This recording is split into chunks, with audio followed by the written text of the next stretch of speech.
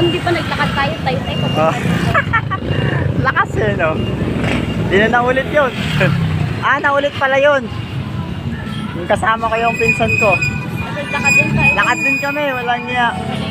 Experience din niya yun.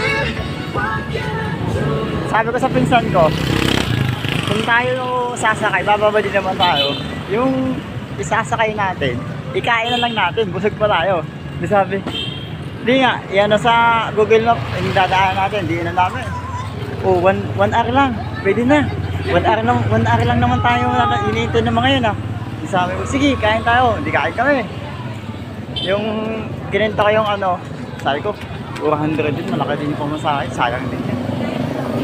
Sabi ng pinsan ko, sige, kain na lang tayo, busog pa tayo. Hindi yun. Tuwang-tuwa, walang iya, sabi. Oo nga, nauna pa tayo sa nagsakay, oh. Sabi, sanay ka ba maglakad? Sabi ko, hindi, oh. Sabi ko, yung pamangkin ko, yun ang kasama ko, naglalakad ako dito. Lakas mo eh. Sasabi niya, gano'n ba, parang hindi tayo naglakad, oh. Ang bilis lang, oh. Sabi ko, ikot lang tayo pag gano'n, nandun na tayo, eh. Ulan siya eh. Tapos pagdating namin, sabi, kakain din pala naman dito. Busog pa tayo.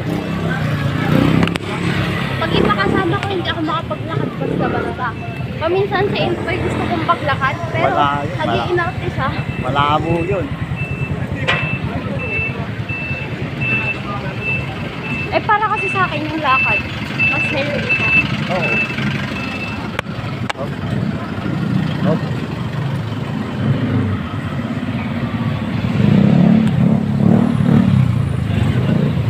Di ba may 2 oras na tayo. 2 minutes na.